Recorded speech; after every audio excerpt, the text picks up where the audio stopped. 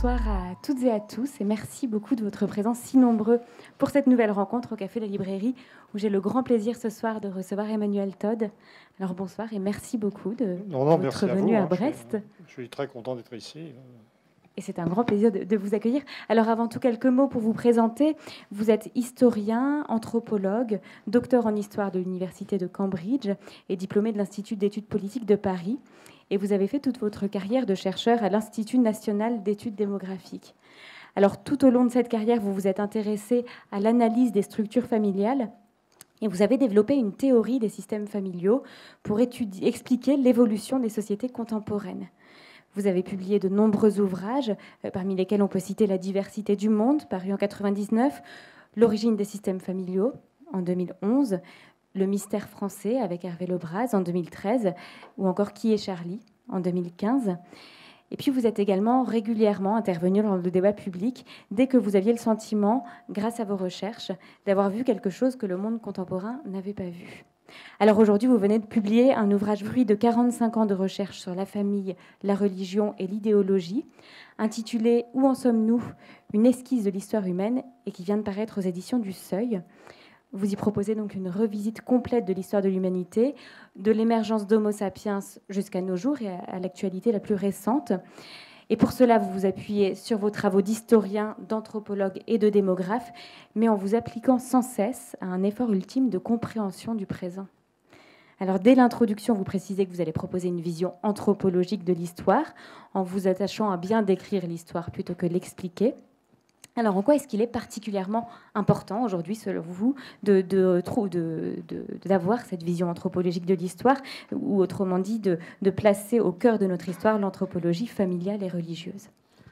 C'est qu'on a, je pense qu'une bonne partie du sentiment d'égarement qu'on vit dans un monde qui est technologiquement tout à fait extraordinaire, qui produit de grandes choses. Je n'ai pas une vision pessimiste, en fait, même si je sens des processus de dégradation, si je mesure des chutes de niveau de vie, particulièrement dans la plus avancée des sociétés occidentales, les États-Unis, avec même une chute de l'espérance de vie, une hausse de la mortalité pour les populations blanches de 45 à 54 ans. Il y a quelque chose qui ne va pas, et je suis absolument convaincu qu'on ne peut pas comprendre ce qui ne va pas si on reste au niveau des catégories conscientes en fait, de la vie sociale, ce qu'on voit à la télévision, dans les journaux, des choses importantes, je dis pas, c'est-à-dire la vie politique et la vie économique. Je veux dire, il faut gagner sa vie. Je ne suis pas fou allié. Hein. J'ai vu arriver avec soulagement mon premier versement de pension de retraité. Donc je suis dans la réalité du monde. Vous voyez, ça existe terriblement même. La vie politique existe. Plus tellement en France, en fait. Je pense que la politique française est devenue assez largement une illusion dans le contexte de la zone euro. Mais ça ne suffit pas. C'est-à-dire, si on veut comprendre, le livre est une histoire résumée avec émergence de systèmes familiaux, analyse des phénomènes de décollage économique, mais le tiers central du livre est vraiment consacré à la dynamique du monde anglo-américain qui impulse en fait l'histoire depuis le XVIIe siècle. Et donc la première chose à faire pour moi, si on veut comprendre ce qui nous arrive, c'est peut-être même pas de regarder la France, c'est de regarder les États-Unis parce qu'ils sont en avance, y compris dans le tassement et dans certains phénomènes de déclin. Et si vous voulez comprendre le néolibéralisme, l'écrasement des salaires, la montée des inégalités, en fait, c'est beaucoup plus simple d'aller examiner comment ça s'est passé et dans quel ordre aux États-Unis, ou plus généralement dans le monde anglo-américain. Et là, on peut, à partir des années 60, bien saisir la véritable séquence. C'est-à-dire que la révolution néolibérale, ultralibérale, néoconservatrice, c'est Thatcher et Reagan, c'est 1979-1980. Mais pour moi, c'est déjà une date tardive. À partir de cette date, il y a l'émergence d'un phénomène politique idéologique qui met en place les instruments économiques pour faire monter les inégalités. C'est-à-dire qui confirme le libre-échange intégral, qui s'attaque, qui dote des politiques fiscales et qui fiche en l'air, en vérité, la régulation héritée du New Deal de Roosevelt. Mais pour moi, c'est assez tardif.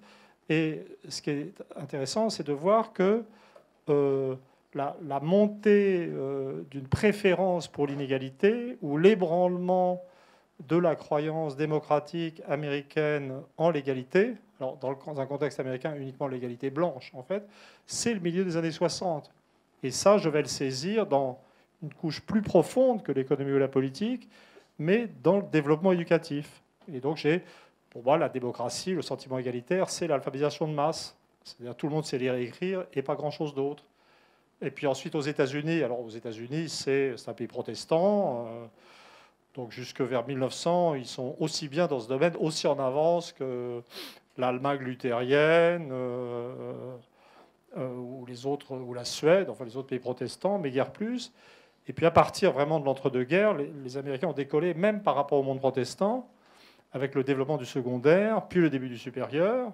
Je veux dire, les types qui ont débarqué en Normandie avaient fait des études secondaires, alors que la France était calée au niveau de l'instruction primaire. Et même des pays comme l'Allemagne ou la Suède étaient déjà en retard sur les États-Unis.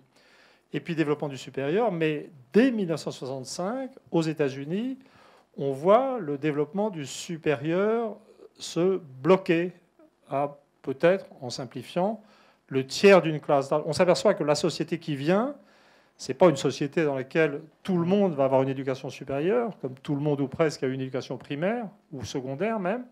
C'est une société dans laquelle un tiers de la population va faire des études supérieures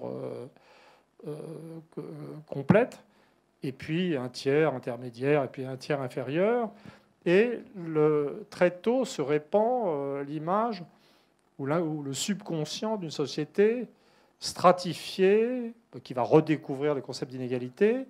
Et c'est important d'étudier aux États-Unis parce que les États-Unis vivent sur ce plan les choses avec une génération, 30 ans d'avance sur nous. Et le grand moment de l'explosion dans la vie sociale américaine d'une opposition entre les éduqués du supérieur et les ouvriers qui ne sont en vérité que des éduqués du secondaire. Souvent, le niveau est assez élevé. Et des ouvriers qui étaient perçus, dans le contexte de la prospérité américaine, comme faisant partie des classes moyennes, c'est au moment de la guerre du Vietnam. Donc le blocage de l'éducation supérieure, c'est 65, c'est cette époque-là. Et c'est plutôt le début de la guerre du Vietnam. Et donc la guerre du Vietnam, ça va donner des étudiants dispensés du service militaire protestant contre la guerre sur les campus, et des ouvriers qu'on envoie se faire tuer au Vietnam et qui restent patriotiques. Et à ce moment-là, se produit sur le plan de l'idéologie, de la culture, du subconscient, la première fragmentation de la société américaine, le sentiment que les Américains appartiennent ont des niveaux éducatifs, intellectuels différents. En fait, je crois, c'est le strict équivalent de ce qui s'est passé en France au moment du débat sur le traité de Maastricht, c'est-à-dire le blocage du supérieur en France, c'est les années 90-95, 30 ans après les États-Unis, et l'émergence d'une opposition élitisme-populisme, c'est Maastricht, en fait. C'est à ce moment-là. Donc c'est le moment où on a commencé à dire que les classes moyennes éduquées qui voulaient l'Europe étaient, maintenant on dirait, ouvertes, enfin, puisque ça continue, en fait, maintenant on est toujours là-dedans, et puis que les ouvriers étaient des idiots, mal éduqués, qu'il fallait leur expliquer. C'est à ce moment-là, d'ailleurs, qu'est apparu le discours qui existe toujours, mais qui, je pense, est en train de mourir, genre où les gouvernants ne sont pas censés bien gouverner, puisque même à 10% de chômage structurel, ils savent ce qu'ils font, ils doivent mieux expliquer ce qu'ils font. Discours pédagogique, typiquement scolaire d'ailleurs, qui est notre monde actuel. Donc c'est évidemment cette fragmentation éducative a 1000 dimensions, ça a 1000 effets. Le groupe des éduqués supérieurs s'est mis à vivre dans un entre-soi. J'imagine que c'est pas mal nous, ce soir, quand même. Je veux dire, on est dans une librairie. Donc, je ne voudrais pas non plus avoir l'air de cracher dans la soupe. Je veux dire, tout n'est pas ignoble chez nous qui nous intéressons à l'éducation supérieure, à la culture. Ce n'est pas du tout le problème. C'est simplement au bout du bout, avec une analyse de ce type, c'est la partie de mon livre qui est le mieux passée. Je peux déjà en passer, je peux déjà faire une analyse dont la sortie du livre s'est passée. Et c'est très intéressant parce que cette idée d'une stratification éducative qui est devenue centrale dans la définition des équilibres ou des déséquilibres ou de la fragmentation du monde occidental, c'est une idée en fait qui était dans un livre que j'ai publié en 1997, L'illusion économique, où l'analyse du corps américain n'était pas à ce point développée, et c'est une idée à l'époque qui n'était pas passée. Donc c'est absolument frappant de voir là le monde qui s'est comporté d'une façon très correcte avec moi, compte tenu du caractère exécrable de mes rapports antérieurs avec cette institution. Ils ont publié des bonnes feuilles et avec un sens, je dois dire, assez sûr de la bonne information. Ils ont pris des parties du livre qui concernent ce problème de la fragmentation éducative de la société, parce que j'appelle académia, et un peu partout dans la presse, j'ai vu. Donc c'est très intéressant. En fait, cette partie du livre, c'est une bonne analyse. Elle n'est pas absolument nouvelle pour moi. Je dirais qu'elle est certainement mieux faite. Elle va jusqu'au bout, puisque je rentre dans le détail de la dégénérescence autoritaire et conformiste de l'éducation supérieure, ce que je n'avais pas fait avant. Mais en plus, je peux ajouter au livre maintenant qu'apparemment, les sociétés occidentales sont complètement mûres pour recevoir cette idée. Mais on le sentait, parce que toutes les élections, le Brexit, l'élection de Trump, le vote pour Macron ou pour Marine Le Pen ont été décrites fondamentalement par les sondeurs d'opinion comme déterminées par la fragmentation éducative. Donc ça, c'est l'une des dimensions. J'essaie de rester dans votre question quand même. Alors je vais essayer pour ne pas parler trop, je vais essayer de boucler sur la fin de la question, et puis ensuite je vais vous relaisser gérer les choses. Donc, je dis, pour comprendre ce qui se passe, il faut plonger vers le subconscient éducatif, qui permet d'analyser des phénomènes de stagnation, de fragmentation, de désagrégation sociale même, en termes de menaces. Et puis, plus profond encore, là, on atteint des choses qui sont complètement inconscientes, et une sorte de bloc. Ce que j'ai fait là est plutôt plus fin que d'habitude. C'est-à-dire, j'ai vraiment montré la religion et la famille en interaction à travers toute l'histoire. C'est-à-dire, ce livre est quand même beaucoup moins dogmatique que tout ce que... C'est un résumé de toutes mes recherches, une sorte de... J'ai mis tout ensemble, et en fait, le fait de devoir faire une synthèse globale oblige à être moins dogmatique, parce qu'il y a des contradictions qu'on doit gérer. Donc, j'ai beaucoup la notion de coévolution, de structures familiales qui vont favoriser certaines religions, mais qui en retour vont accentuer la structure familiale, de religions qui vont permettre, dont certaines vont être favorables à l'alphabétisation, comme le judaïsme, puis le protestantisme, donc une sorte de mécanique générale de ce type. Mais au plus profond, quand même, pour moi, il y a la variable, je l'ai dit l'autre jour à la fête de l'humain, qui est mon seul véritable domaine de compétence, les structures familiales, puisque j'ai fait ma thèse à Cambridge sur les structures familiales. Personne ne m'a jamais retoqué sur l'analyse d'une structure familiale particulière, ce qui ne veut pas dire que je ne fais pas d'erreurs, mais ce qui veut dire que c'est moi qui dois corriger mes propres erreurs de livre en livre. Donc je fais des notes. Je me suis trompé sur la famille irlandaise immigrée aux États-Unis en 1850, parce que la famille souche n'existait pas encore en Irlande au moment de la Grande Famine. Enfin, ce genre de trucs. Alors, les structures familiales, c'est fondamental pour comprendre à quel point l'idéologie de la globalisation repose sur un postulat absurde qui est un postulat de convergence. Si vous êtes dans un monde d'économistes, vous avez le postulat de l'homo economicus, qui nie même l'existence des sociétés, des systèmes culturels. Il n'y a plus que des problèmes de taux de salaire, des problèmes de marché. Et dans le monde idéal des économistes, enfin des économistes orthodoxes, c'est-à-dire des mauvais économistes, en fait, du point de vue des historiens, tout ça va s'équilibrer, s'homogénéiser. Bon, c'est un peu dur ici, mais des classes moyennes émergent en Chine. Enfin, tout, voilà. Et surtout, les pays les plus avancés sont vraiment la même chose. La société de consommation, on n'en parle plus trop. À l'époque des restrictions budgétaires et de l'équilibrage des comptes, la société de consommation, elle est là, mais on n'en parle plus trop. Mais il y a cette idée, les États-Unis, l'Angleterre, la France, l'Allemagne. On n'oserait plus dire maintenant l'Espagne, le Portugal, la Grèce, c'est la même chose, parce que c'est clair qu'ils sont passés dans une sorte de trappe autre. Mais au moins, il y a l'idée que les puissances, ce que j'appelle les pays, et le Japon, non, le Japon quand même, il y a toujours un principe de réalisme qui survit à toutes les idéologies. Je crois que les gens seraient assez capables d'accepter l'idée que le Japon reste un peu différent, avec un élément raciste latent d'ailleurs, puisque je veux dire, avoir les yeux bridés ne vous rend pas différent, hein, a priori. Bon, mais quand même, bon.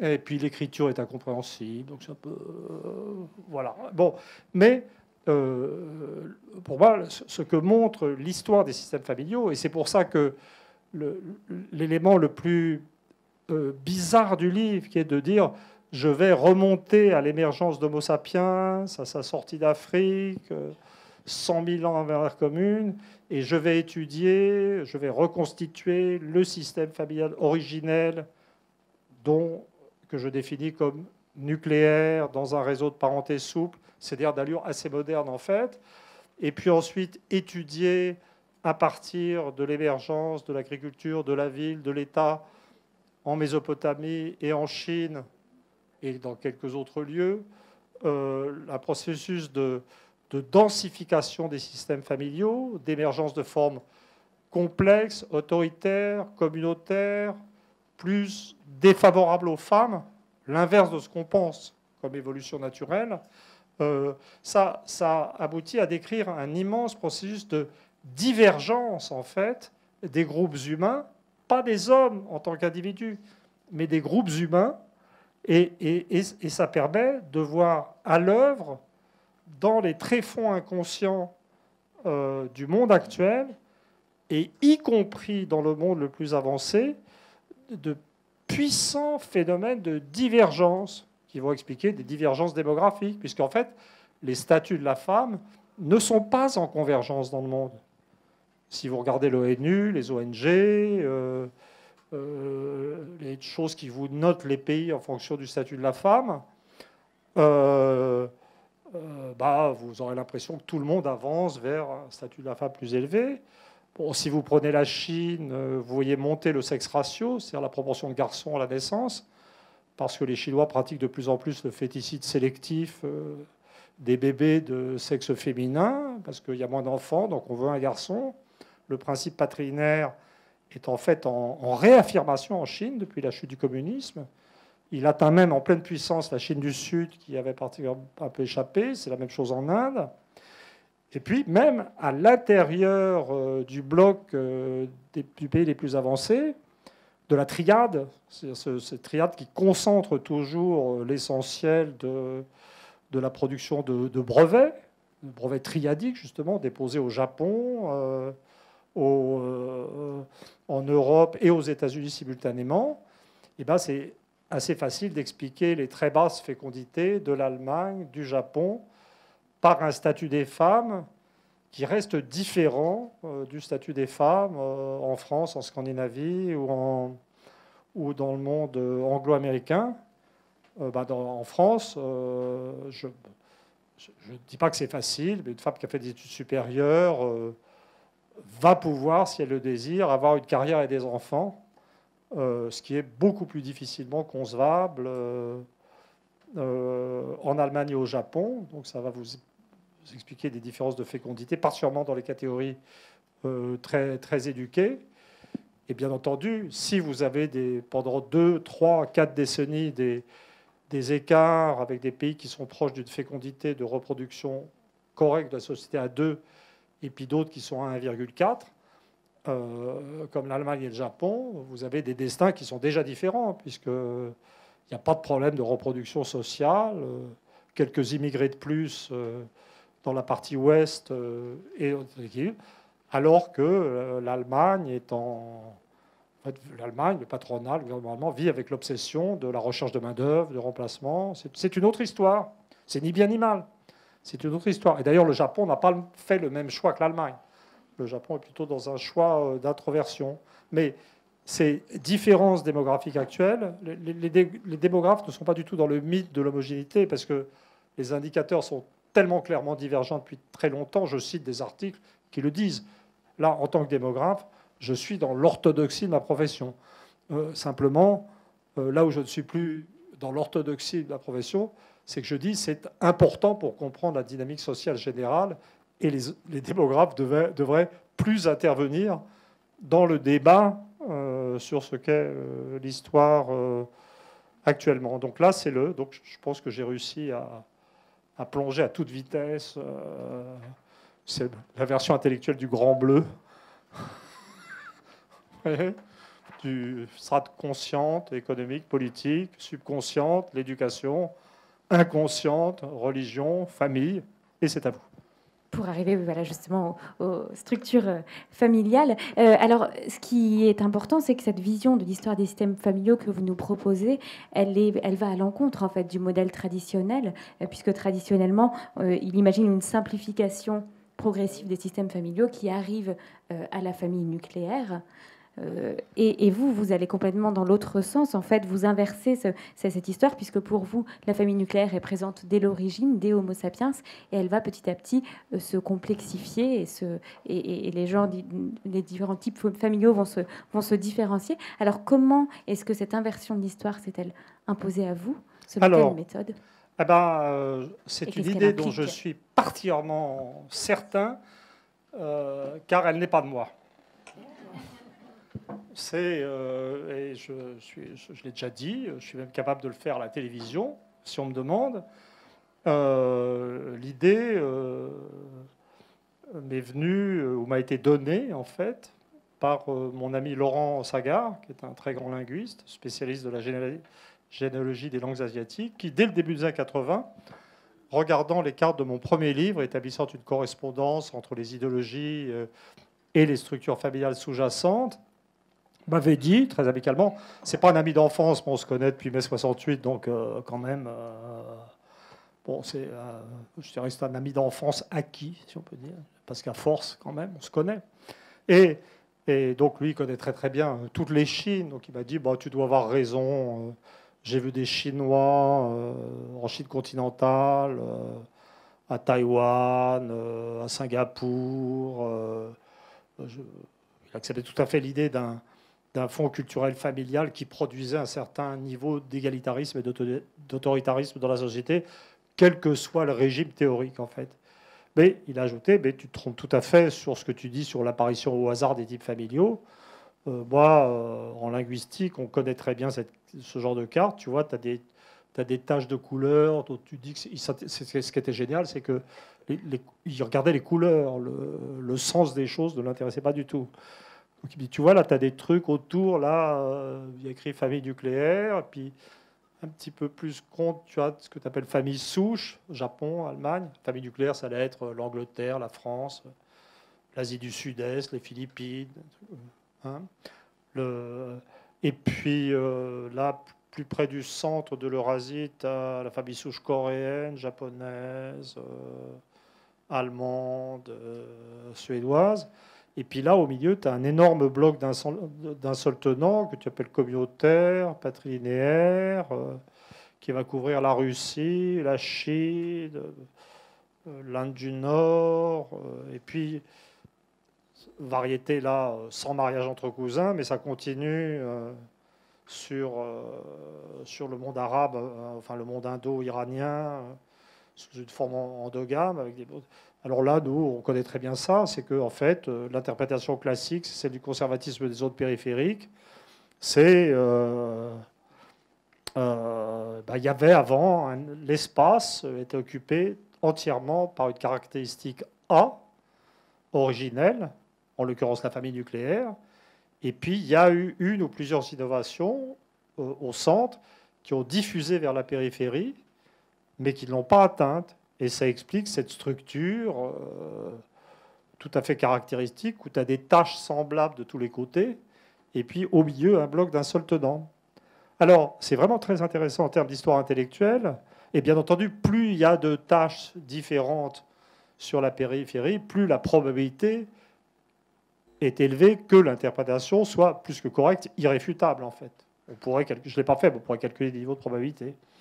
Alors, ce qui est très intéressant, c'est que moi, ça m'est venu par un linguiste, mais c'est une façon de regarder les cartes anthropologiques qui existaient en ethnologie ou en anthropologie avant-guerre, particulièrement aux États-Unis. Et si vous regardez les structures élémentaires de la parenté de Lévi-Strauss, ouvrage structuraliste qui abandonne cette approche par la diffusion, etc., il y a des notes en bas de page, il vous dit, en Australie, tel élément de système est sur la périphérie de l'Australie, ça veut dire que c'est le très ancien. Donc là, la méthode que j'utilise est très banale, en fait. Donc quand vous faites ça, et donc ensuite, il n'y a plus... Bon, ensuite, vous n'avez plus qu'à passer 40 ans à accumuler les données, à faire un fichier avec 215 populations. Il me reste à faire le tome 2. Hein. J'ai commencé, là. Je travaille sur les systèmes indiens d'Amérique centrale. C'est passionnant. Et ensuite, c'est juste une vie de travail, mais c'est très simple dans son principe.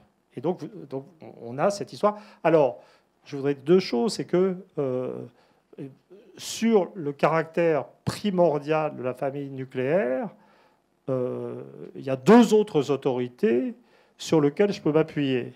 Alors, il y en a une que j'avais mentionnée dans l'origine des systèmes familiaux, c'est l'espèce de pavé là, de 750 pages qui est là, c'est les anthropologues américains, des types comme Robert Lowy dans Primitive Society. C'est un bouquin qui est vieux, qui date de 1919, un truc comme ça.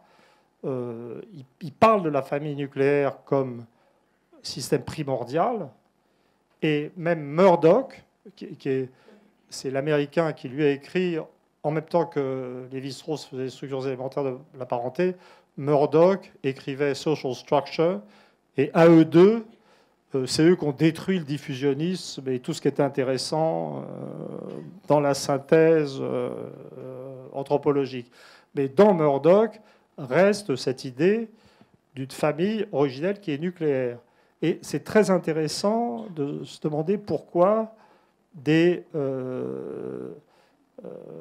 pourquoi les anthropologues américains voyaient ou disaient la famille originelle des primitifs était nucléaire, et pourquoi les anthropologues anglais et français ou sociologues de la famille disaient que la famille originelle était complexe.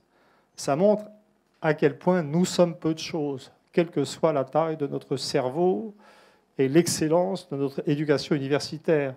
C'est juste que les ethnologues américains travaillaient sur les Indiens, qui avaient un système loin du centre, au plus loin même. Les Indiens d'Amérique étaient en plus même loin de l'Amérique centrale, où la famille n'avait pas encore évolué vers des formes très complexes. Et donc, ils avaient des familles fondamentalement nucléaires sous les yeux. Quelquefois, il y avait quelques grumeaux autour. Mais la culture indienne, des plaines, était d'un individualisme fou, où chacun devait exprimer sa créativité dans la guerre, dans la torture aussi, puisqu'ils n'étaient pas, je viens de découvrir récemment dans mes recherches qu'ils n'étaient pas hyper sympas, plutôt pire que dans les westerns, voilà, et largement aussi pire que les colons de l'Est venus d'Angleterre. Et voilà, alors que les anthropologues anglais, qui ont vraiment établi les techniques d'études de terrain, eux, leur terrain de jeu, c'était l'Afrique. Et l'Afrique est transformée. Les systèmes familiaux africains sont soit patrilinéaires, dans les 8/10 des cas, soit matrilinéaires, patrilocaux, rarement matrilinéaires, etc., mais très transformés aussi, avec une innovation agricole en Afrique de l'Ouest. Et donc, pour les Américains, les primitifs, c'était des Indiens à structure familiale nucléaire. Donc, ils vous disent la famille nucléaire est primordiale. Pour les Anglais, c'est des Africains avec des systèmes familiaux complexes. Et ils vous disent la primitivité, c'est des structures complexes patrilinéaires. C'est juste ce qu'ils avaient sous les yeux. En vérité, c'est une façon de dire, c'est le degré zéro de la synthèse. Alors, il y a aussi autre chose. Il y a un auteur que j'aurais dû lire beaucoup plus tôt, et dont je dois confesser que je l'ai lu après 40 ans de recherche, c'est Westermarck, qui était un Suédois de Finlande, émigrant d'Angleterre, qui est le type qui a détruit la vision classique à son époque de primitifs communautaires, partouzards, le fantasme des bourgeois du 19e siècle, des primitifs, des gens qui vivent n'importe comment, tout le monde couche avec tout le monde, où les familles sont énormes, etc. Et donc Westermarck, dans sa vision du mariage, j'ai plus absolument le titre, j'ai maintenant le livre, etc., a compris, il a compris qu'en fait,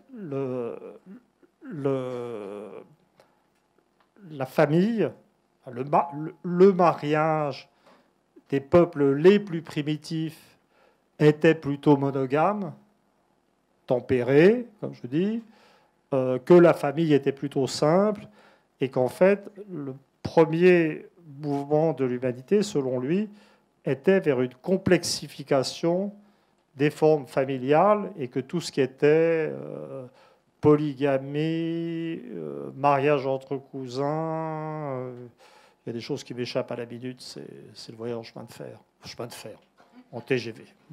Voilà. Était acquis. Mais là où il était coincé, c'est qu'il tombait sur ce truc que, pour lui, mais Lévi-Strauss l'avait repris dans un texte sur la famille, ça aboutissait à cette constatation que, bizarrement, la famille était simple chez les plus primitifs, chez les chasseurs-cueilleurs, par exemple, et chez les peuples avancés d'Europe. Et c'était impossible, même pour un type comme Westermarck, de se dire que c'était la même chose. Et qu'en fait, c'est juste que c'était juste un effet spatial, et que la diffusion des systèmes familiaux complexes était faite à partir de la Mésopotamie, de la Chine. Mais en fait, ce n'était pas encore possible de penser que l'Occident, qui était dans sa phase de domination la plus grande, c'était l'époque coloniale, était juste archaïque sur le plan familial, et que les Occidentaux étaient des primitifs. Mais ça va bien remonter le moral. Et puis surtout, il a écrit sur son pavé, il devait avoir 26 ans, Westermarck. Ensuite, il a un peu tourné en rond, mais vraiment impressionnant. Alors, voilà. Donc je ne suis pas tout seul, en fait. Maintenant, je n'ai plus aucune aspiration à l'originalité absolue. Donc mon plaisir, c'est les notes en bas de page. Oui, je ne suis pas du tout original. D'abord, c'est un copain qui a trouvé l'idée, puis il y en a d'autres qui l'ont dit avant. Vous voyez, à force de prendre des coups, on devient prudent. Alors, dans le livre, c'est assez impressionnant. Vous partez d'Homo sapiens, de la famille nucléaire. Vous nous expliquez l'évolution et la complexification de ces structures familiales. Vous nous parlez aussi des grands monothéismes. Vous nous livrez quelques pages sur l'évolution de la structure juive antique. Pour moi, c'est le chapitre dont je suis le plus fier, en fait. C'est toujours pareil. Je veux dire, quand j'arrive sur un plateau de télé, avant, je supplie le journaliste de me poser une question sur la famille juive antique, parce que, je sais pas, quand même, le bouquin pour lequel je suis venu la dernière fois dans des circonstances plus agitées, maintenant, la France, c'est un pays qui pardonne, donc apparemment, on m'a pardonné qui est Charlie, parce que j'ai montré que j'étais un mec sérieux qui faisait des gros livres. Mais qui est Charlie, ça m'avait pris 1 mois à écrire. Et ce chapitre sur la structure familiale juive originelle, dont je n'arrive pas à obtenir qu'on en parle. Peut-être c'était mentionné dans le télégramme de Brest, parce que j'ai supplié le journaliste au téléphone de le mentionner. Ça m'a pris 8 mois pour 20 pages, parce que j'ai dû maîtriser tout le développement historique de la Palestine. Bizarrement, pour un historien, j'ai des problèmes avec les chronologies. Je suis beaucoup plus à l'aise dans la cartographie. Mais donc j'arrive à ce résultat tout à fait fondamental que quand vous lisez des histoires d'Israël, de la Bible, comme les gens pensent que la Bible est une monographie anthropologique, alors les historiens israéliens ont quand même réussi à démontrer que la Bible, qui doit remonter au 8e, 7e, peut-être même dans certaines parties du 6e siècle, est quand même un très beau roman, mais pas la description d'une communauté réelle. Et donc, en général, les gens qui lisent la Bible en tirent une validation de ce qu'on pourrait appeler le modèle bédouin de la famille juive originelle. Donc, vous avez le patriarche Abraham qui se balade avec ses bêtes, qui est polygame, il y a des mariages entre cousins. Et en fait, vous avez comme un pastiche de la famille arabe, le modèle bédouin. Et alors, donc, j'ai été très aidé par le fait que l'un des résultats paradoxaux de l'installation de l'État d'Israël, on ne va pas en parler politiquement, mais quand même l'honneur de l'État d'Israël, c'est d'avoir engendré une nouvelle école historique qui a démontré que la Bible était un vaste fantasme. C'est pas mal quand même. Hein, c'est quand même, je pense que c'est le véritable honneur du peuple juif, en un certain sens. Et donc je donne les références dans le bouquin, c'est des livres absolument passionnants, j'ai tout appris là-dedans. Mais donc surtout, et donc on y découvre que les maisons de l'âge du fer étaient des petites maisons qui ne pouvaient pas contenir plus d'une famille nucléaire.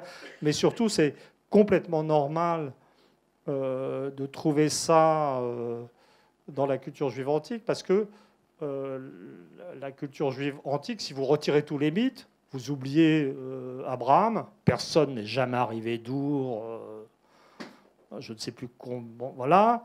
Personne n'est jamais sorti d'Égypte. Bon, je vous laisse vous faire une opinion personnelle sur le passage de la mer Rouge, mais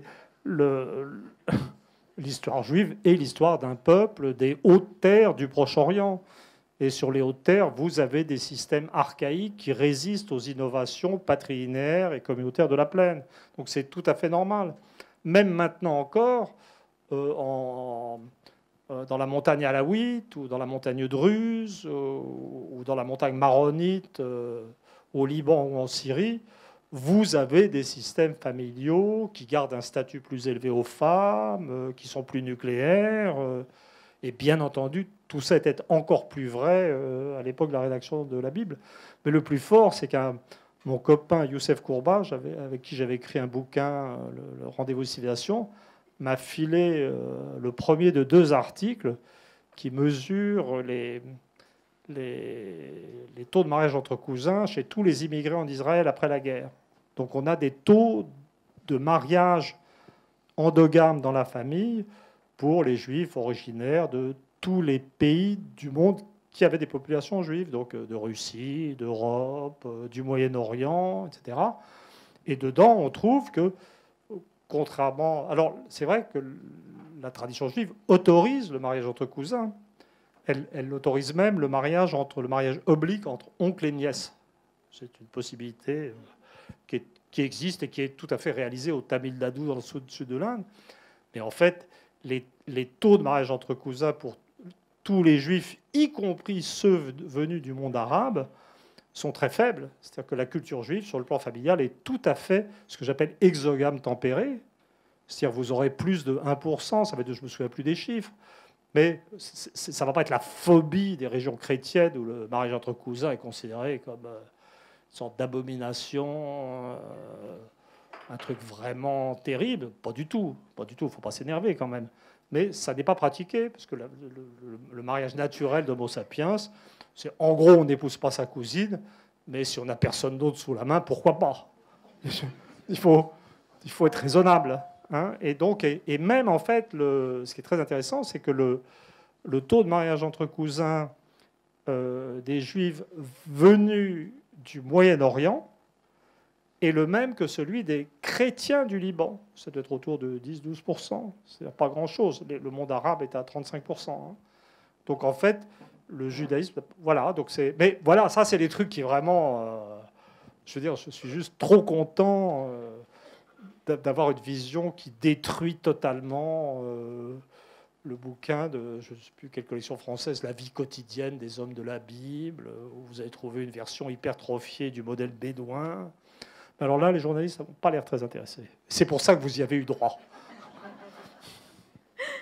Alors, au fil des pages... Mais je vous épargne le chapitre sur l'évolution des systèmes familiaux africains. Là, ça serait vraiment dégueulasse. Au fil des pages, on découvre donc l'évolution de ces systèmes familiaux. C'était important, c'était très important quand même. Je voudrais dire pourquoi ce chapitre est très difficile. Et c'est un chapitre dans lequel je donne juste l'ébauche d'une évolution des systèmes familiaux africains qui a le même genre de structure, du simple vers le complexe, que dans le reste de l'Eurasie. C'était très important de le faire. Alors là, je dirais, dans une perspective de frappe préventive idéologique, pour ne pas laisser s'installer l'idée que les populations noires se comportaient différemment, parce que plus loin, j'étudie le racisme aux États-Unis, et je dois bien expliquer, et donc je dois être sur des bases sûres pour dire que la vision américaine des Noirs, que les Noirs américains sont des Américains, et que ça n'a rien à voir avec une spécificité noire quelconque. Donc en fait, le livre, quand on lit, c'est vraiment le type... Les gens, les lecteurs ont l'impression d'arriver dans un bourbier, vous voyez, comme la Wehrmacht, dans certains marais d'Europe de l'Est, pendant la guerre. Mais en fait, c'est tout à fait essentiel sur le plan de la logique générale du livre. Et tous les éléments se placent petit à petit. Donc, au fur et à mesure de l'évolution, on voit les interactions entre structure familiale et religion, puis structure familiale et idéologie. Très rapidement, on arrive à l'axe central de cette histoire dont vous avez dit quelques mots tout à l'heure, qui est l'éducation et l'alphabétisation, qui va être donc diffusée en Allemagne au XVIe, XVIIe siècle, puis au décollage économique qui part de l'Angleterre, et puis vous vous intéressez énormément aux États-Unis, qui, comme vous l'avez dit, tout un tiers du livre y est consacré. Et vous nous parlez alors... Avec l'Angleterre. Hein. Avec l'Angleterre, oui. Mais vous nous parlez alors de l'Homo americanus. Oui, alors ça, c'est l'un des trucs de construction. C'est toujours pareil. Vraiment, le livre c'est force d'être objectif. Quand je parlais tout à l'heure de faire une frappe idéologique préventive, à propos de l'Afrique, ça n'était pas pour imposer mon idéologie, c'était pour empêcher l'idéologie de s'imposer. Mais le livre est... Vraiment, à part le hockey final sur la négociation nécessaire entre peuple et élite, le livre est juste ce que je pense être la vérité. Ça n'est pas un livre engagé, mais c'est un livre volontiers cruel. Et puis c'est un livre où j'aime faire des blagues. On ne se refait pas. Vous voyez, et donc j'étais tellement content d'avoir une construction où j'avais un chapitre qui s'appelait Homo sapiens, donc famille nucléaire, etc. Et puis plus loin, un chapitre qui s'appelait Homo americanus, où je me trouve en situation de dire que, sans que ça soit identique, Homo americanus est quand même le type social sur la planète, ou l'un des types sociaux restés le plus proche d'Homo sapiens originel. Vous voyez ce qui est... Alors évidemment, il y a des gens qui pensent... Je ne veux pas dire là-dedans, je n'essaye pas d'imposer une vision de Trump comme archétype d'Homo sapiens. La confusion peut m'aider à faire passer l'idée, mais ça n'est pas de ça dont il s'agit. Et pour moi, ce n'est pas du tout une insulte, parce que je trouve qu'Homo sapiens, dans son état originel, a fait de grandes choses. Hein, c'est vraiment... et donc, j'ai une étude très détaillée, très savante, de la façon dont le système sonore écœuré... Bon, je continue. Hein. Donc, parce que l'une des thèses centrales du livre, c'est que ça va? Oui, vous voulez que je continue à parler? Oui. En fait, l'homme qui se développe, l'homme qui invente, l'homme qui crée, c'est quand même l'homme individualiste, qui peut s'exprimer en tant qu'individu, dans un contexte où les femmes ne sont pas opprimées. C'est ma croyance, et je pense que c'est ce que vérifie l'histoire. Et donc, la vision de l'histoire qu'on a, quand on a cette vision inversée de l'histoire des systèmes familiaux, c'est que, voilà ce qui s'est passé, c'est que vous avez Homo sapiens qui couvre la planète. Alors, les couleurs, les apparences physiques changent un peu avec le mouvement, l'exposition au soleil, enfin toutes sortes de choses assez banales du point de vue de la génétique. Mais le type familial est le même pour tous, et c'est pour ça qu'on retrouve le même sur toute la périphérie du monde, quelle que soit la couleur. C'est-à-dire qu'en fait, le type familial des Bushmen du sud de l'Afrique du Sud, ça va être la famille nucléaire, comme chez les Indiens de l'intérieur du bassin des montagnes rocheuses, du Grand Bassin. Et puis, vous avez les innovations fondamentales qui sont le décollage de l'histoire. Vous avez l'agriculture au Proche-Orient, l'agriculture en Chine aussi, et puis après un certain temps, l'émergence de densités agricoles, de villes, de l'État, et une sorte d'expérimentation multiforme dans tous les domaines. Tout se passe là-bas, toutes les inventions, jusqu'à l'écriture, mais peut-être malheureusement, l'une des expérimentations se fait sur le système familial. Sur les systèmes familiaux. Et donc, on voit apparaître, alors au début, la famille souche, ce système lignagé de transmission individu, ça peut être efficace sur le plan agricole, quand la densité de population augmente. Et puis, quand on en arrive, à travers des mécanismes assez complexes, que je ne vais pas résumer maintenant, à l'émergence de magma communautaire patrinaire et d'une chute régulière du statut de la femme à travers les millénaires, vous avez un effet autonome paralysant des structures familiales complexes. Et ça vous explique ce que les historiens voyaient très bien, mais n'arrivaient pas à expliquer, c'est-à-dire cette espèce de mouvement centrifuge de la dynamique de civilisation, de notre point de vue, du Moyen-Orient jusqu'à l'Europe, qui était presque, c'était les vieux programmes d'histoire. Hein, donc vous aviez en sixième Égypte, Orient, Grèce, hein, quand j'étais petit, le Malaisac. Et puis ensuite on avait Rome, et puis en cinquième, et puis en quatrième on avait le Moyen-Âge. Et en fait, on avait conscience de faire partie d'un mouvement de civilisation qui arrivait du Moyen-Orient, mais il fallait quand même expliquer pourquoi l'Irak actuel avait atteint ce niveau de sous-développement après avoir inventé l'écriture pour une bonne partie de l'humanité, ou pourquoi la Chine s'était bloquée. Et l'hypothèse d'une complexification des systèmes familiaux, abaissant le statut de la femme et enfermant l'individu dans un magma communautaire, explique assez bien le blocage. Et symétriquement, ça explique que Homo sapiens resté dans un état à peu près naturel reste créatif. Et donc vous avez au bout du paradoxe, alors j'étudie, je crois que c'est l'endroit du livre où en fait j'atteins le maximum de précision analytique parce que je suis à la fois dans mon domaine de compétences absolue, les structures familiales, et puis dans mon univers de recherche original, puisque j'ai été formé à ça à Cambridge en Angleterre, et donc j'ai une étude, j'allais dire maniaque, mais c'est pas sympa pour moi, de ce qui arrive au système familial anglais, la famille nucléaire absolue, lorsqu'il est transplanté en Amérique au XVIIe siècle.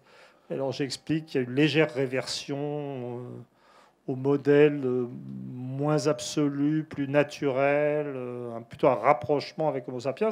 Mais au bout du bout, enfin tout est étudié très en détail, vous avez cette idée qui me semble très simple que les États-Unis sont très proches de l'homme naturel.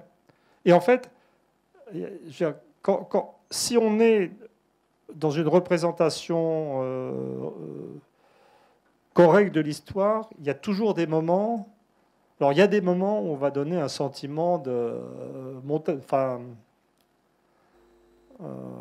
grand 8. Vous savez, quand vous êtes emmené dans une fête foraine sur un grand 8, vous avez le cœur soulevé, vous ne savez plus où vous êtes. Et puis, il y a quand même des moments. Donc, quand tu dis l'histoire est inversée, etc., là, c'est pour les gens qui apprennent qu'on marche pour toute la philosophie politique qui enseigne qu'on marche vers l'individu pur. C'est l'hyperespace, hein, mon modèle. Il faut le reconnaître. Mais quand même, au bout du bout, je pense qu'on atteint quelque chose qui a un sens pour tout le monde, un sens commun. C'est-à-dire que notre vision des Américains, qui sont pour nous toujours perçus comme, un, la modernité, deux, des gros lourds. Vous voyez ? Mais le paradoxe est résolu avec mon modèle. Je veux dire, ils sont dynamiques, c'est vrai. Ils continuent d'inventer, d'expérimenter, de tout casser, de foutre en l'air les forêts. Ce comportement homo sapiens normal. Hein, mais c'est vrai qu'ils sont un peu... ils ne sont pas dans une grosse sophistication. Et les rapports, moi je suis fasciné en tant qu'anthropologue par les rapports entre hommes et femmes. Et j'ai été longtemps troublé par le rapport homme-femme aux États-Unis, qui est à la fois, parce que c'est une société qui est à la fois très féministe, mais avec un rapport assez conflictuel. Je dirais que c'est une société qui est à la fois machiste et féministe en même temps. Hein, et d'ailleurs, vous voyez dans un film américain, vous savez qu'il va y avoir une grande histoire d'amour entre un homme et une femme parce qu'ils commencent à s'engueuler. Hein. En gros, c'est un test. Vous voyez, voilà. Peut-être je dis des bêtises, vous pouvez m'interrompre, m'envoyer des tomates, mais moi je le ressens comme ça. Mais je pense qu'en fait, c'est une sorte de naturel Homo sapiens transplanté au milieu des gratte-ciel et de la Silicon Valley. Voilà. Et c'est très important parce que ça permet d'arriver à l'une des propositions, à l'une des choses qui est le plus importante, je pense, d'un point de vue français. C'est-à-dire, quand même, c'est nous qu'on a inventé le concept d'homme universel. On est les plus forts. Mais on a juste foiré. En fait, notre empire colonial, on n'a pas été foutu de sortir proprement du Vietnam ou d'Indochine. On était tellement universel qu'on n'a pas été foutu de sortir d'Algérie avec élégance et en faisant confiance. Et puis, il y a truc quand même de l'homme universel des Français. On a toujours l'impression que ça va si l'homme universel est comme nous, mais sans ça, ça va pas, quoi. C'est un peu notre problème. Alors que, donc, il faut quand même qu'on explique pourquoi c'est les Anglais qui ne... Les Anglais, l'homme universel, non, en fait, il y a les Anglais, puis il y a les Gallois, puis il y a les Écossais, et puis de l'autre côté, ça dépend des époques. Il y a des époques où c'est des Français nobles, des Alliés, mais vous avez aussi la phrase plus populaire, Wars start at Calais. Je veux dire, à partir de Calais, c'est des bicots, vous voyez. Donc c'est pas du tout un concept universel, et avec une identité ethnique extrêmement forte en Angleterre. Et puis ils ont été aux États-Unis, mais c'est quand même eux qui ont fabriqué la grande nation universelle. Hein, je veux dire, il y a un petit mystère quand même de ce côté-là. Et les Anglais, c'est la famille nucléaire absolue, c'est-à-dire un système nucléaire très pur, pas naturel par sa pureté, mais dans lequel les enfants sont ni égaux ni inégaux, mais doivent s'émanciper au mariage. Et en fait, je pense que ce côté un peu flou du système de valeurs de la famille anglaise, confirmé aux États-Unis, cet élément non universel défini contre d'autres, xénophobe d'une façon naturelle, si c'est le modèle originel d'Homo sapiens, en fait, hein, si c'est l'homme naturel, ça veut dire que même si les Anglo-Américains n'ont pas de théorie de l'homme universel, c'est eux qui représentent dans leur façon d'être le mieux l'homme universel originel. Et c'est pour ça que je dis dans le bouquin, c'est que, et c'est ça l'Amérique en fait. L'Amérique, c'était le pays de la modernité, des terres vierges, d'une meilleure vie pour des paysans qui crevaient de faim. Et donc c'était la promesse d'un avenir différent et meilleur. Mais si la façon de vivre des Américains, c'est à un certain niveau la façon naturelle, originelle de l'homme, l'Amérique, c'est en même temps le bonheur de la régression pour des gens qui ont été contraints par leur culture, par leur histoire, à des systèmes de mœurs plus rigides, plus conventionnels, etc. Donc moi, je trouve que ça colle assez à ce qu'on sent. À ce niveau-là, le modèle devient juste raisonnable. Mais personne n'est forcé de me croire. Hein. Et alors, il y a une chose quand même que je voudrais préciser, parce que j'ai été accusé d'anti-américanisme par je ne sais plus qui. C'était sur France Culture, pas l'émission sympa où j'avais été, c'était en mon absence, donc je n'ai pas pu me défendre, c'était pas antipathique. Les journalistes disaient que j'étais nul, mais que mon livre était plein de trucs intéressants, parce que à peu près c'est très bien. Et en fait, c'est parce que le livre, dans l'analyse des États-Unis, est totalement honnête. C'est-à-dire qu'il y a une analyse de l'augmentation de la mortalité aux États-Unis. Il y a une analyse d'une cruauté technique parfaite des fonctions du racisme aux États-Unis, un racisme qui finit au bout du bout concentré sur les Noirs, mais une analyse qui dit au final que le racisme des Américains, et la raison pour laquelle il fonctionne si bien, la raison qui fait que tous les Européens ou tous les gens qui rentrent dans le système américain finissent par adopter non pas simplement la famille nucléaire absolue, mais le racisme standard des États-Unis, et ben c'est pas parce que les Américains sont spéciaux ou particulièrement haïssables, c'est parce qu'ils sont homo sapiens dans son état général. Et donc le racisme américain, c'est notre racisme à tous, en un certain sens, au bout du bout. Alors, donc, mais il y a une analyse d'une cruauté absolue sur l'enfermement des Noirs en prison, etc. Mais j'ai fait tout ça. Mais j'ai fait tout ça du point de vue d'un mec qui pourrait être un Américain démocrate électeur de Sanders. Et mon évolution personnelle actuelle, dans un contexte où la France vit sous l'autorité d'un système européen qui est piloté de Berlin ou de Francfort, c'est que je suis totalement pro-américain. Vous voyez ?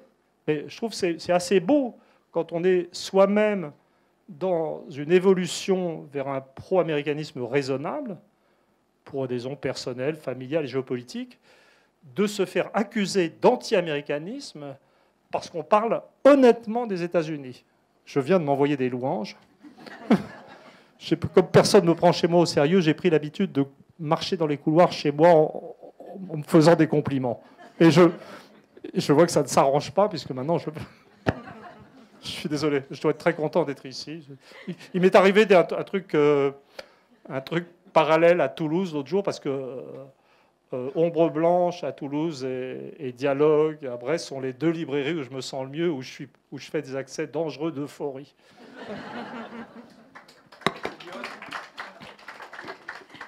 Et puis dans votre livre, vous nous parlez également de l'Europe. Vous vous exprimez sur les difficultés européennes actuelles et vous parlez de l'euro. Vous nous expliquez que finalement c'est anthropologiquement tout à fait normal que la monnaie unique existe. Excellente lectrice.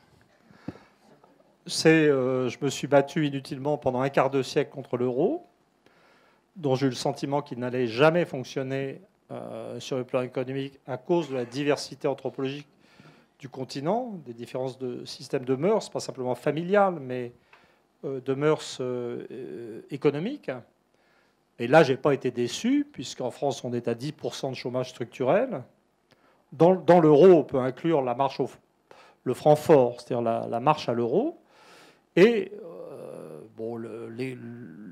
l'Europe du Sud est en cours de destruction, puisque les jeunes commencent d'émigrer en Allemagne pour y trouver du travail. Je pense que l'Allemagne elle-même, d'ailleurs, est en cours d'autodestruction, parce que sa situation de domination économique absolue lui interdit de rechercher un équilibre interne sur le plan démographique et la conduite à s'engager dans une... c'est la faute de... C'est quel genre de... C'est la faute de Vittel, voilà. Et donc voilà. Et ce qui est vraiment fascinant, c'est que jamais l'euro n'a été à ce point indiscuté. Maintenant, on a même le Front National qui est en train d'exploser parce que, et probablement, peut-être est-il en train de renoncer à demander la sortie de l'euro. Donc je trouve ça vraiment fascinant d'avoir cette combinaison d'un échec économique total et d'un succès idéologique également total. Il faut expliquer. Et je me répète, je pense que j'ai fait quelque chose de mon échec idéologique personnel. Et je suis arrivé au bout du bout sur l'histoire de l'euro. Et dans ce livre, j'ai fait une carte C'est l'une des cartes, c'est peut-être la carte la plus complexe du livre, dans lequel je superpose en Europe les structures familiales traditionnelles et les traditions religieuses, et en particulier ce que j'appelle le catholicisme zombie,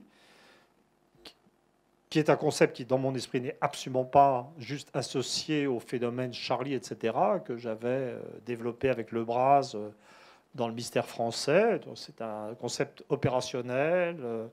Et d'ailleurs, j'ai décidé, pour atténuer les choses, ce matin, je méditais chez moi, après avoir été acheter du pain, en me disant, mais moi-même, finalement, je vais me définir comme un communiste zombie, ou plus exactement comme un judéo-bolchevique zombie, pour bien montrer que c'est juste un terme technique, pas du tout péjoratif. Mais en l'occurrence, le catholicisme était porteur de valeurs d'autorité, de hiérarchie, de discipline. Et donc, je combine sur une carte valeurs familiales autoritaires et inégalitaires, la famille souche en gros, mais aussi un peu la famille communautaire d'Italie centrale, qui avait produit cette zone rouge communiste autrefois. Et puis les régions de catholicisme zombie, étant entendu que l'une des caractéristiques du catholicisme zombie, c'est d'encourager la perpétuation d'une conception hiérarchique, autoritaire, égalitaire. Et on regarde la zone euro, j'ai le tracé de la zone euro, et on voit que ce qui domine culturellement dans la zone euro, c'est ces traditions autoritaires. Et pas simplement parce que l'Allemagne est dans son ensemble souche, tout comme l'Autriche, mais c'est aussi parce qu'il y a un peu partout en Europe des pôles, soit de famille souche, soit de catholicisme zombie.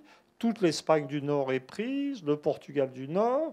Il y a cette constellation, on retrouve la constellation française périphérique, la Belgique pour le catholicisme, la partie intérieure des Pays-Bas, un petit bout de l'Italie, la Vénétie, plus la partie communautaire autoritaire d'Italie centrale, puis avec quand même une empreinte catholique assez forte. Et c'est juste normal. C'est-à-dire que l'Europe continentale et la zone euro ne sont pas dominées, du point de vue de l'anthropologie familiale ou religieuse, par des traditions libérales, démocratiques libérales. Et donc l'euro est une monnaie. Les Américains ne comprennent pas du tout ce que les Européens font avec l'euro. Pour eux, c'est une monnaie pour se torturer, pour se fouetter. C'est une monnaie sacrificielle. Vous voyez, c'est pas une monnaie pour faire du bien aux gens. Vous avez vu, c'est une monnaie qu'on doit servir. Mais si vous acceptez l'idée que les cultures traditionnelles de la zone euro, en majorité, pas en totalité, sont des cultures de discipline, avec un petit fond de masochisme résiduel. On a la monnaie qu'on mérite. Alors c'est un peu dur pour le bassin parisien qui pense autrement. C'est toutes les régions qui partent en morceaux et qui, au niveau ouvrier, votent Front National. Et puis il y a partout... en Europe, des zones, dans la zone euro, des régions qui sont détruites. La Grèce ne fait pas partie de cet ensemble autoritaire. Mais par contre, les régions de tempérament autoritaire et inégalitaire se sentent moins mal dans la zone euro. Je vais donner l'exemple de la région Rhône-Alpes pour ne pas faire d'histoire en Bretagne, parce que j'ai sérieusement l'intention de prendre une partie de ma retraite dans ma chaumière du Finistère Sud. Donc, parce que le paradoxe, c'est que moi je me sens très bien personnellement en région catholique zombie, ça me va très bien. Les gens sont aimables, polis, je veux dire, il n'y a pas une culture à ses qualités. Mais voilà, mais encore une fois, comme dans le cas de cette analyse paradoxale des États-Unis qui aboutit à quelque chose que tout le monde peut sentir, sans connaître les systèmes familiaux, parce que chaque fois que je parle de systèmes familiaux, je demande aux gens de me faire confiance. Je veux dire, parce que ce n'est pas des choses qu'on apprend à l'école, malheureusement. Et bien, au final, on retombe sur des lieux communs historiques que tout le monde peut sentir. C'est-à-dire que là, quand on parle de l'Europe, donc vous avez des gens de plus en plus raides à Bruxelles ou en Allemagne, qui vous disent que l'Europe a des valeurs, que ces valeurs sont démocratiques et libérales. C'est toujours rigolo quand les gens vous disent de manière de plus en plus raide et autoritaire qu'ils incarnent la liberté. C'est quand même exactement ce qui se passe sur le continent européen. Mais quand vous regardez l'histoire de la démocratie libérale, vous voyez le gouvernement représentatif avec contrôle parlementaire du gouvernement inventé en Angleterre. Vous voyez les Américains qui démocratisent ces procédures, mais sur une base raciale, en supprimant le roi, mais en excluant les Noirs, ce qui permet de créer une sorte d'égalitarisme blanc. Puis il y a les Français qui courent derrière. La Révolution française, c'était fait, c'est très clair dans les lettres anglaises de Voltaire. Il ne parle pas de la Révolution française, mais c'est aussi les lettres anglaises. Ce que les Français de 1789 ont en tête, c'était rattraper les Anglais de 1788. Et donc les Français, effectivement, avec la valeur d'égalité dans le bassin parisien, ils finissent de manière chaotique à créer une démocratie libérale en un sens plus parfaite quand elle marche. La Troisième République est quand même un sommet et la quatrième et la cinquième n'étaient pas si mal quand même. Mais c'est tout. Je veux dire, honnêtement, la contribution du reste, je laisse la Suisse de côté, hein, la contribution des grands pays d'Europe ou pays de toute taille d'Europe continentale à l'émergence des démocraties libérales est quand même relativement modeste. Vous vous placez dans les années 30, vous avez comme une préfiguration de la zone euro. Vous avez Salazar au Portugal, vous avez Franco en Espagne, vous avez Mussolini en Italie, vous avez Hitler en Allemagne, vous avez Dollfuss en Autriche, et si vous attendez 1940, vous avez Pétain en France. Donc c'est juste normal. Et en fait, si vous faites juste de la géopolitique, oubliez les structures familiales, admettez simplement qu'il y a un élément d'inertie quand même dans les cultures. Les cultures changent, mais qu'il y a des phénomènes d'inertie. Eh bien, avant la guerre, l'Europe continentale a été le lieu d'éclosion de systèmes politiques plus autoritaires les uns que les autres. Il y a eu une guerre terrible. C'est plutôt les Russes qui ont fait le boulot, mais les Américains ont fait leur partie du travail et ça leur a coûté quand même quelque chose. Les Anglo-Américains, effectivement démocratiques et libéraux, ont libéré la partie occidentale du continent. Et tant qu'on vivait sous domination américaine, je sais que ça va être dur s'il y a des électeurs de Mélenchon ici à entendre, mais je vais oser le dire, et vous allez voir comme je suis anti-américain, tant qu'on vivait sous domination américaine en Europe de l'Ouest, la démocratie libérale était sûre, l'Amérique s'est affaiblie, ainsi que je l'avais annoncé Après l'Empire, elle se retire, l'Angleterre se retire aussi, et donc l'Europe reprend le cours normal de son histoire, l'Europe continentale, qui est autoritaire. Alors c'est embêtant pour les Français, qui pour les 2/3 ne sont pas dans ce truc-là. Vous voyez ? Mais qui sont quand même bien avancés dans le système. Donc il faut plus l'analyse anthropologique. Je crois que ce que permet l'analyse anthropologique, c'est d'expliquer et donc d'accepter de voir. C'est-à-dire, tant que vous ne comprenez pas ce qui se passe, c'est dur, je dirais, d'accepter de voir simplement. Et là, comme on est pris dans des mots, les valeurs de l'Europe, etc., on a du mal à simplement admettre que ce ne sont plus que des mots et de voir la réalité qui est que la démocratie a déjà disparu en Europe continentale. Les Grecs votent, on s'en fout. Les Français votent, on s'en fout. Les Hollandais votent, on s'en fout. Le traité de Lisbonne, etc. Donc c'est un... Mais encore une fois, évidemment, le livre est ironique et je me fais plaisir avec ma propre défaite. Mais c'est une analyse neutre. Et je pense que le vrai drame de ce livre, c'est qu'il ne sera pas compris en France sur ce plan-là, parce que les Français pensent qu'ils sont des individus libres et qu'il n'y a pas de détermination des structures familiales. Mais je vous garantis que dans tous les pays de culture autoritaire, on comprendra très bien ce livre et que grâce à moi, les Allemands comprendront mieux pourquoi il leur est si facile de contrôler l'Europe. Ce qu'ils ne comprenaient pas jusqu'à présent, pourquoi c'était si facile. Mais avec ça, et bon. Donc c'est un livre carrément germanophile.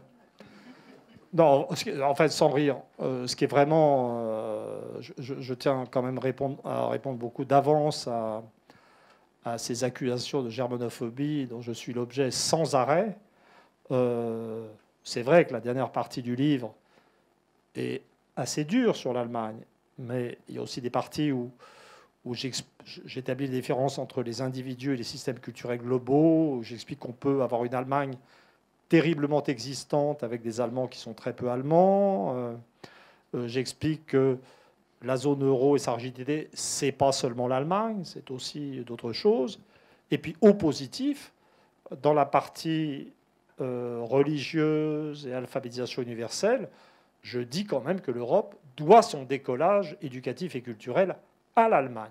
Donc on pourrait dire que ce livre est une reconnaissance aussi de tout ce qu'on doit à l'Allemagne. Vous voyez, vraiment, les gens qui vous disent non à la française, non, on est tous pareils, c'est dégoûtant de parler de ces différences anthropologiques, Todd est un sale germanophobe, etc., ils ont l'air généreux, parce qu'ils disent, en gros, la justification, c'est non, le nazisme, n'importe où.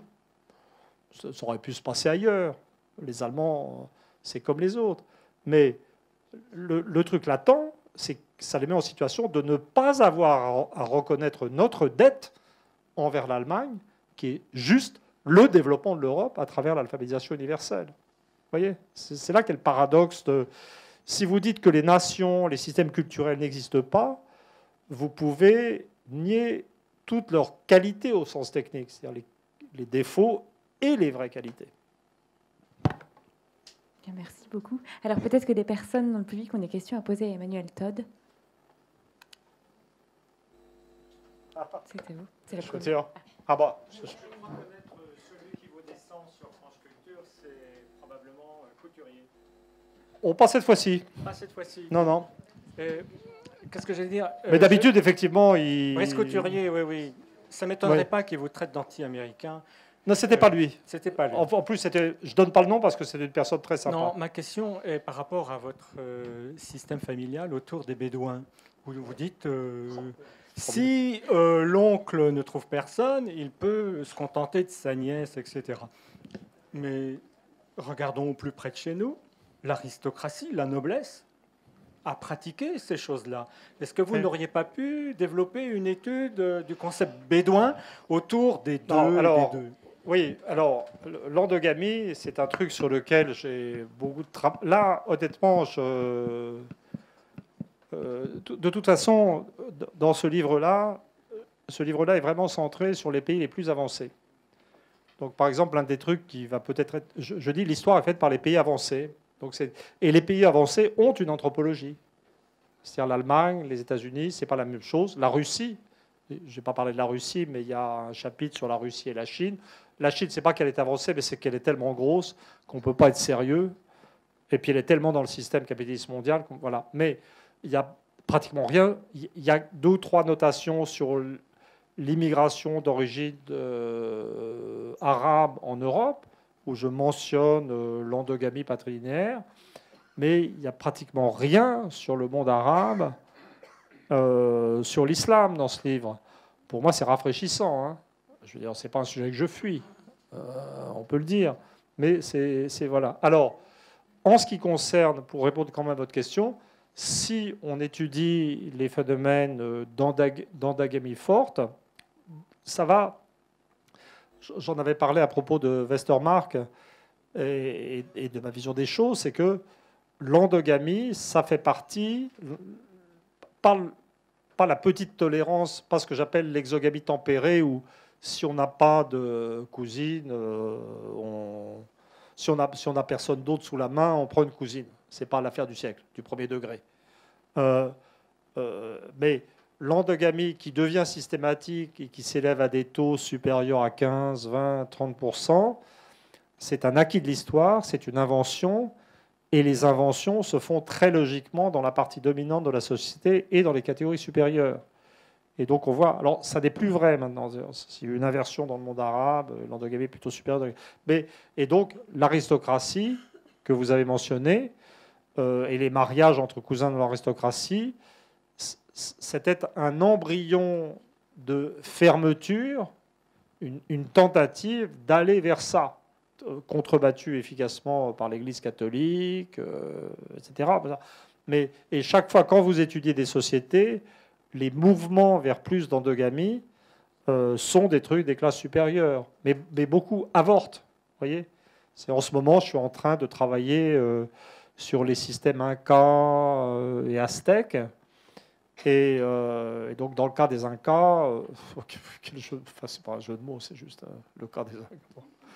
C'est juste moche. Vous allez trouver des mariages frères-sœurs. Mais quand vous regardez dans l'histoire, c'est un truc qui est apparu très tardivement dans l'édification du système Inca, une innovation liée au fait que la domination de la caste supérieure du roi était telle qu'il ne pouvait plus épouser que sa sœur pour ne pas se mélanger au commun des mortels. Quand vous étudiez le système aztèque, qui était beaucoup moins avancé, vous commencez à avoir des mécanismes de mouvement vers l'endogamie juste avant l'arrivée des Espagnols, puisque le système était en fait assez récent. Donc l'aristocratie pour lequel j'ai trouvé le plus grand nombre de... J'ai un très bel article sur ce sujet, dont j'ai jamais rien fait, où le taux de mariage entre cousins était vraiment hallucinant, c'est l'aristocratie suédoise. Alors là, j'ai plus le taux en tête, mais c'était juste stupéfiant. C'est pas comme ça qu'on voit les Suédois, hein. Qui d'ailleurs étaient en plus en majorité d'origine étrangère. Non, je parle beaucoup de la Suède dans le livre. C'est vraiment les deux grands systèmes à statut élevé des femmes un peu étranges et décalés, c'est la Suède et la Russie. Et il y a plein de spécificités culturelles intéressantes. Ben, c'est pareil, c'est-à-dire c'est une tentation, mais c'est jamais aussi général qu'on croit. Et en fait, le mariage, dans l'histoire de l'Égypte, le mariage frère-sœur massif, j'en parle dans l'origine des systèmes familiaux, parce qu'on a des recensements d'époque romaine pour la région de, j'ai plus le nom en tête, c'est dans le bassin du Fayoum, où c'est des populations de langue grecque, sans doute grecque. Et là, il y avait un curieux mélange entre le racisme grec. Le mariage entre demi-sœurs et demi-frères était apparu comme possible à Athènes, et le mariage oncle-nièce aussi, associé à l'émergence d'un système patrilinéaire. Mais en Égypte, les colons grecs, arrivés à la suite d'Alexandre et tous ces trucs, ça s'est mêlé aux cas qui existaient dans la famille pharaonique. Et alors là, il y a eu une expansion populaire, et vous avez un recensement incroyable, où vous avez un taux de mariage frères-sœurs hallucinant. Si ça intéresse quelqu'un, je peux trouver les références. Un magnifique article anglais ou américain sur la question. Mais on a le recensement. Donc on a un truc, on peut faire le dessin, une telle femme et sœur de machin. Ça n'est pas une culture qui a duré très longtemps, mais voilà. Oui, mais pas pour des raisons génétiques. Ne me faites pas parler de génétique, parce que c'est un autre problème. C'est que si vous êtes dans un système de... C'est très bien expliqué par... Vous allez voir que je peux faire le catholique zombie quand je veux, sur simple demande. C'est très bien expliqué dans Saint-Augustin, dans la Cité de Dieu. Voilà, où il y a Saint-Augustin a fait une théorie de la nécessité d'aller plus loin dans l'interdit que la pratique romaine usuelle, puisque la pratique Rome, Saint-Augustin explique que Rome n'interdit pas le mariage entre cousins, mais ne le pratique pas comme spontanément. Vous voyez, c'est pas naturel en fait.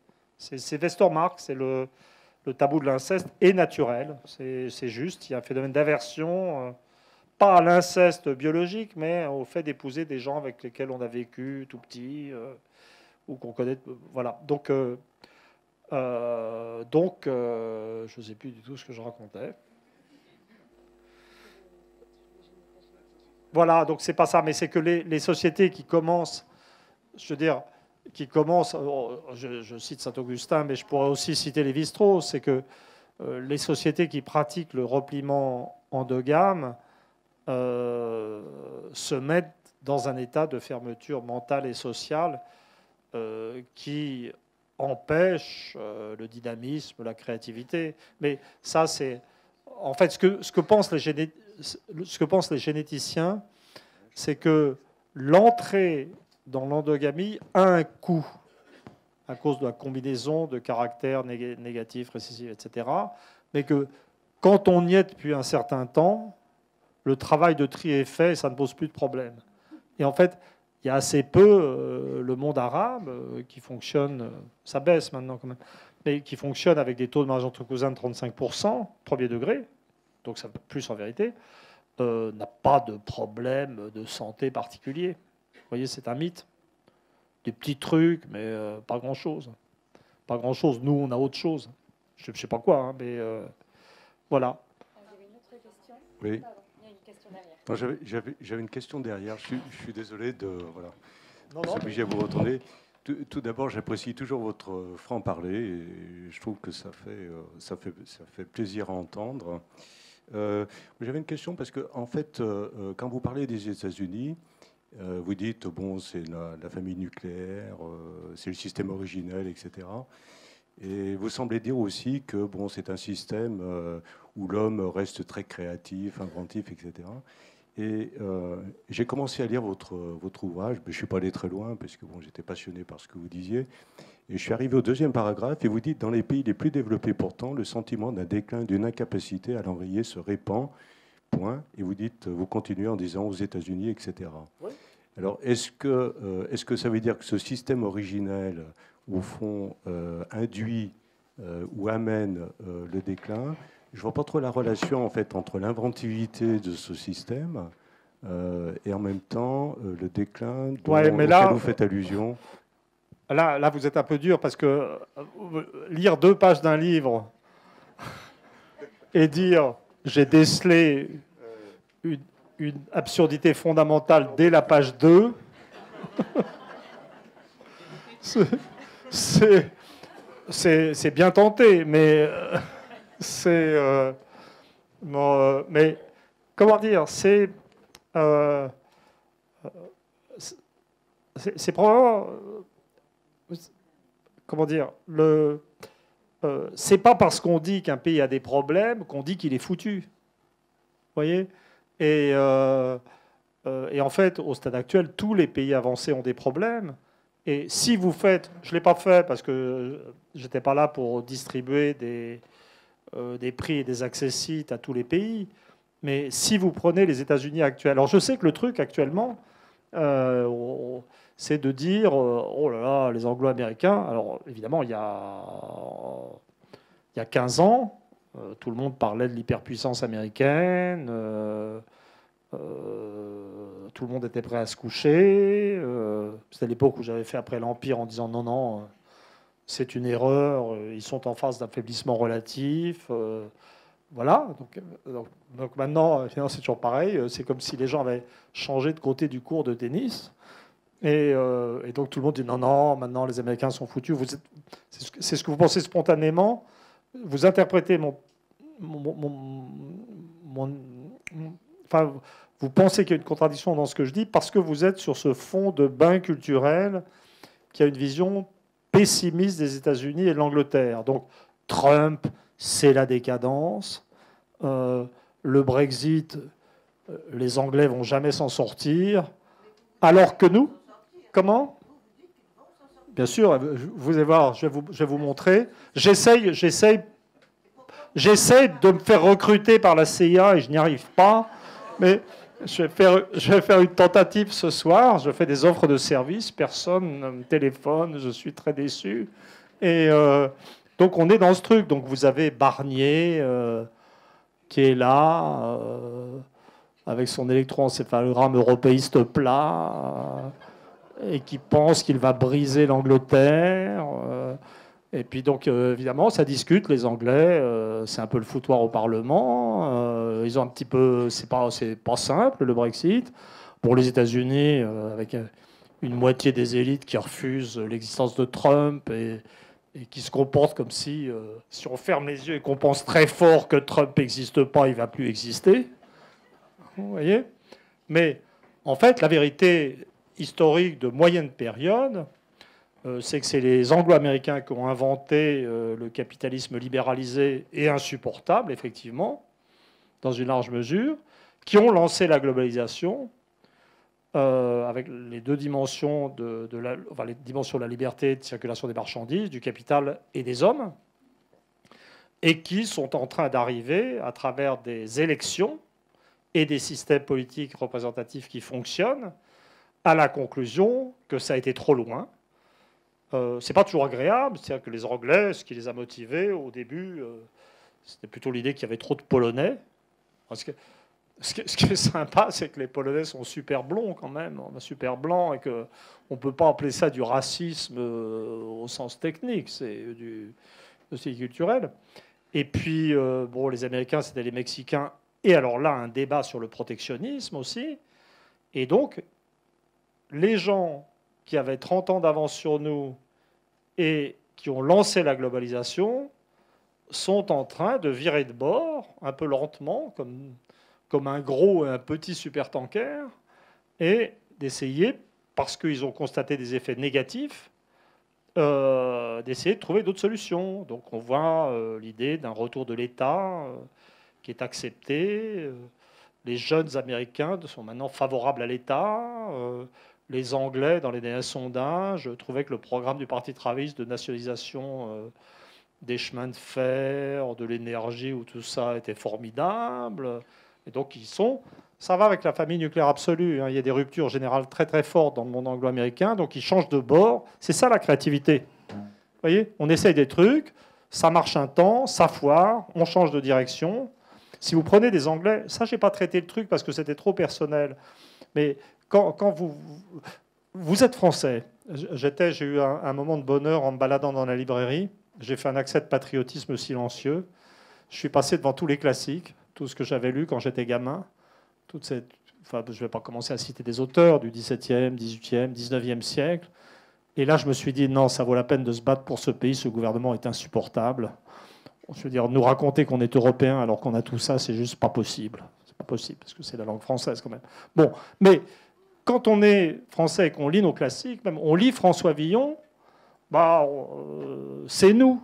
On lit Stendhal ou Balzac, ces ambitieux torturés qui montent à Paris, qui veulent draguer, qui veulent du succès social et des femmes, dans une ambiance individualiste, c'est nous. Il y a une grande stabilité en fait de la culture. Quand on entend les servantes de Molière, on n'a pas l'impression que c'est des copines, mais on les comprend directement. Une sorte de stabilité de la culture française. Voilà. Les Anglais, c'est un peu différent. C'est-à-dire que vous avez des phases paillardes, joviales au XVIIIe siècle, des phases puritaines au XVIIe, puis au XIXe, des phases super excitées religieuses au XVIIe, au XIXe, et puis un grand moment d'asthénie dans les années 20. Vous avez l'image du conservateur un peu mollasson. Et puis alors, après la guerre, ils vont être socialistes et nationalisés. Et puis alors, ils vont avoir Thatcher. Vous voyez, il y a une sorte de plasticité, de capacité dure. C'est ça la créativité. C'est pas juste une créativité individuelle. Les Américains, ils ont fait Roosevelt, ils ont eu le New Deal, avec des politiques de grands travaux extraordinaires. Et puis ils ont tout foutu en l'air à partir de Reagan. Et donc ils sont tout à fait capables de repartir dans l'autre sens. C'est ça que je veux dire. Alors nous, on est juste, quand on les dit condamnés aux faibles, on entend des machins. Je sens que je vais finir ma carrière. Je ne sais pas, j'ai fait un accès de patriotisme français, mais sur le thème, non mais c'est les Anglo-Américains qu'il faut suivre. Je veux dire, ils sont vivants. Et puis surtout, ils sont... les États français et anglais sont nés en miroir au Moyen-Âge, les monarchies. Et puis là, mais on entend de telles bêtises. Je voyais, j'étais dans un couloir de studio de télé et j'avais un journaliste très sympa d'ailleurs que je ne nommerai pas un copain, mais un mec, si on se voit, on déconne ensemble. Hein, c'est l'effet de milieu qui me dit, Emmanuel, tu devrais prendre plus sérieusement les problèmes de l'Angleterre. Le Brexit, ça se passe très mal pour eux. Je pense que tu devrais mieux te renseigner. Mon fils aîné a pris la nationalité britannique et j'ai 2 petits-fils anglais. Je suis en communication directe quand je veux avec l'Angleterre. J'ai une belle-fille qui s'appelle Victoria. Je veux dire, c'est vous dire. Hein? Et en fait, et Trump, c'est moins ma tasse de thé, mais ils sont juste en train de définir la phase suivante. Et nous, on a Macron, qui en vérité applique le programme de Fillon, moins la chasse aux musulmans, ce qui est mieux, mais qui est là, flexibilité des marchés du travail, et qui parle comme les Anglais des années 1980.